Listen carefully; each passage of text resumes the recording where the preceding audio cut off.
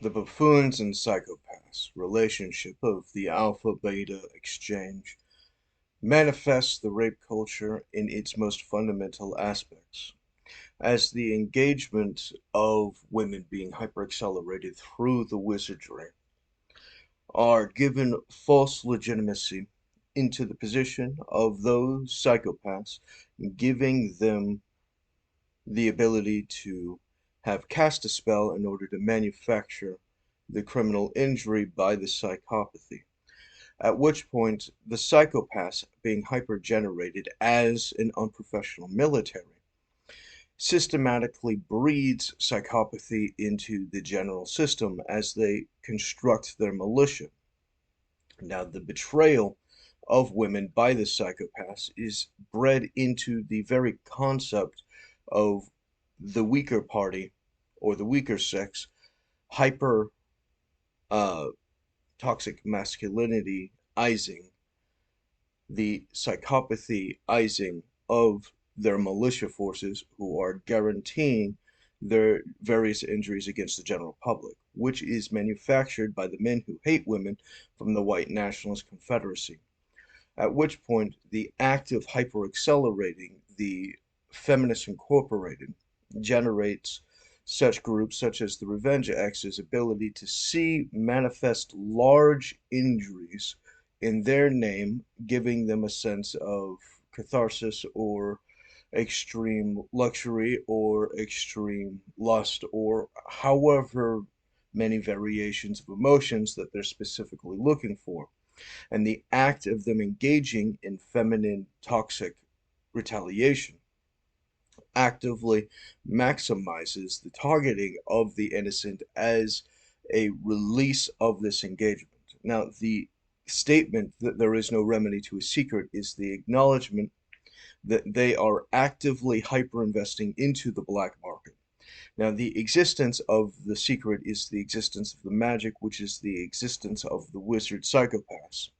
Now, with the non-financial distribution of services into the psychopathy black market, engages in their ability to do the drugs while punishing everyone else for the drugs, doing the rapes while everyone else gets punished for the rapes, and actively engaging in a give-take relationship with the communist snake that eats the capitalist snake as they maintain pseudo balance as both actively eat each other. Now, the problem is that one eating the other, not having a remedy,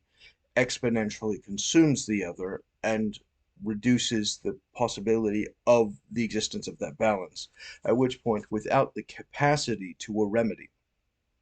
then there is no balance in that scenario, and it's the generation of the compulsion of those psychopaths to betray the women. Now, the relationships at the baseline where women get married or have abusive relationships is exponentially increased. Now, with the position of cops who assert the fact of their superiority, a large portion, I think, was something like 20 to 40% or something like this, of cops are domestic abusers. I'm not sure about the numbers, and it changes from year to year as the records are actively malleable depending upon which bracket you're referring to.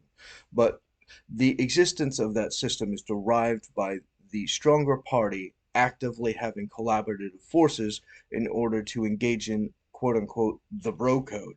at which point their active protection of each other, such as no remedy to a secret, is the act of engaging in the abuse, is the act of engaging in the rapes, is the engagement of acting in the black market. Now, getting the Feminist Incorporated women hyper accelerated into the support of that structure is artificial vulnerability, which generates the inevitability upon collapse of the Americans not being able to retaliate against them anymore, of the betrayal of those women who, having ensnared themselves in sin, become its permanent prisoner because of their own lack of competence. They have fallen into the trap which they have systematically designed for other people time and time again as it collapses into perfect place and synchronizes harmony to the perfect non-remedy self-supporting structure of their own abuse, as they are and have always been the primary source of the domestic abusers' um, fuel, and the engagement of perpetually feeding that mechanism. You have the permanent state of their own injury, at which point their false claim that you're just victim blaming is invalid, as they, having been in the support of the obstruction of the information, in the act of the obstruction, are guilty of collaboration. So you're not victim blaming if they are blocking the ability for themselves to have received the remedy. Their self incarceration is self inflicted and thus is no longer considered victim blaming. It is the same thing with the other primary groups, such as the Jews who are cooperating with the Confederate KKK terrorism contracts, such as the statist position of unconstitutional, unreasonable, unjustifiable, unacknowledgeable retaliations against or punishments against non-violations of official agreed public law. At which point these manufactured arbitrary terrorisms is the satanic state from the times of Noah, as the arbitrary agreements of this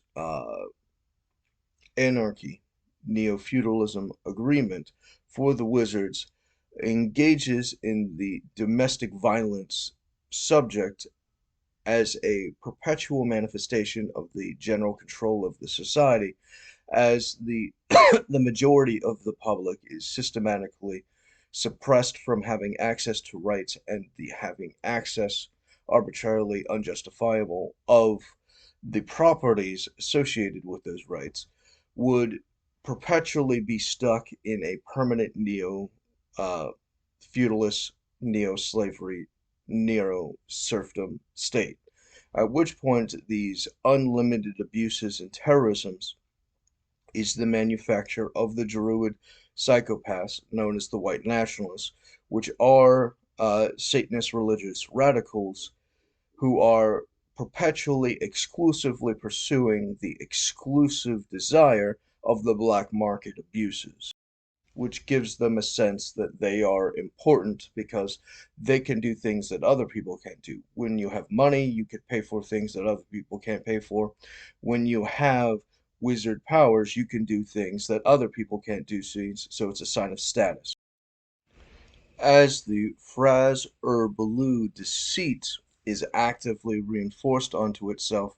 they become entrenched into their own incompetence, as the mechanism of the beginning at the benign and the hyperacceleration into the perverse hyper compounds the perverse exponentially with the cover with the non-perverse, such as with the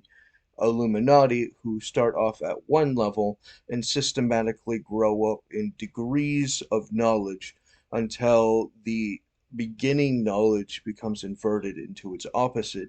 at which point you have become so entangled and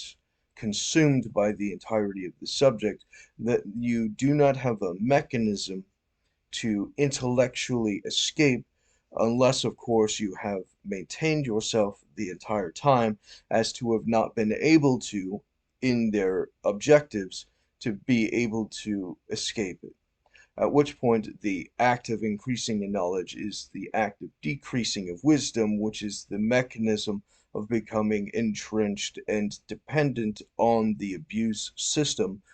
manufacturing the perpetual exchanges, which leads to historic offenses such as the Jews who support the Confederate terrorisms through the statist arrangements of the violation of all rights on the infinite, disguisable, distractible, deflectable word salad that is their nonsense, in the perpetual support of the KKK terrorism. Historically, they have done so in order to be joined with the white nationalists and against another group. As long as there is another group, they can perpetually consume without it hurting them again, at which point the retaliation happens once they no longer have a consumable enemy, requiring them to divide infinitely in order to delay the expiration date of their participation with the terrorist arrangements, as they have become systematically vulnerable and enslaved to the abuse of networks. They systematically have to betray their masters in order to not be murdered by the masters. Biblically speaking, there is a degree of mercy that God gives by allowing exponential amounts of mercy to return to him after the violation. But there is a point of no return, such as is discovered through addiction, which comes upon them all of a sudden, as they, each and every time of the major addictions, believe that they are the exception to the rule until they're not. It's the same thing in the Bible with Pharaoh. Moses comes to Pharaoh and says, "Let my people go," and he says no. And they do this time and time and time again until finally God says, "I've had enough. You've made your decision. I have given you to your delusion." At which point God enforces their own will against them, and they are compelled to see it to maturity as the injury of their own incompetence requires the existence of the hell to punish them for the existence of themselves in their devotion to their delusion compels the realization of the inevitability of the expiration of the luxury in favor of the injury being suffered, which is the perpetual position of having to pay your debts, and the existence of the compounding liabilities which they've generated for themselves from the state of nature has put themselves into bondage from nature to pay their liabilities under the laws of nature. At which point they, having been fully subjugated to their own incompetence, must suffer themselves, must suffer the delusions, must suffer their incompetence, must suffer the society which they made for themselves, which is a perpetual burden, which is a flaming, permanent, unrelenting, unquenchable fire, which will torment them exponentially, permanently, as it is the side effect of their own refusal to denounce their evil, their own refusal to denounce their frauds, to denounce their sorceries, to denounce their lies, to denounce everything that God has hated for the inevitability of its consequences materializing as the God of truth from Hermes has perpetually given them the fruit of knowledge of good and evil, has perpetually put them into the capacity to ensnare themselves in an unreleasable mechanism, as they are permanently bound to their own delusions. They must suffer the compounding interest of their lack of competence as they enjoy themselves until they don't, at which point they, being fully subject to their addictions, must suffer the specific, unrelenting, uh, horrific nature